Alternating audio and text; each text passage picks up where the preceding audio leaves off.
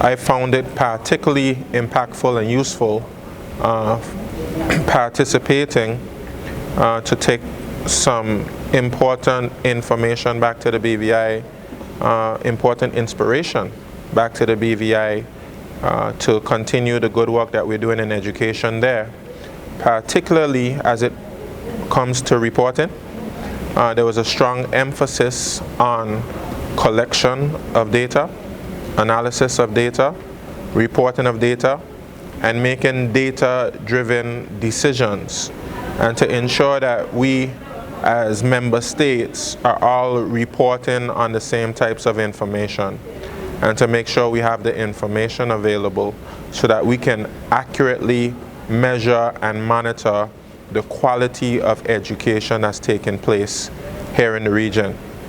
We also discussed things like the Caribbean New School model, which I found particularly of interest. My former permanent secretary, along with my chief education officer, was on the task force to be able to report on and conceptualize this Caribbean New School model. We want school models which take into account the holistic development of the child, which will ensure that the child is in a healthy environment, an environment that takes into account the need for environmental friendliness, an environment that stimulates learning, that gives access to technology, that's safe from natural disasters, and so many other things that the new school model must take into account. And this is something that we've already started to work on in the BVI, and we'll continue to work on that.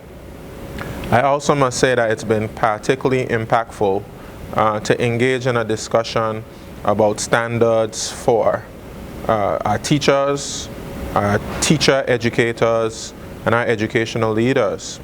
And what is quite refreshing is that CARICOM is providing resources, information, they're providing standards, and they're doing a lot of work that lessens the burden on individual member states.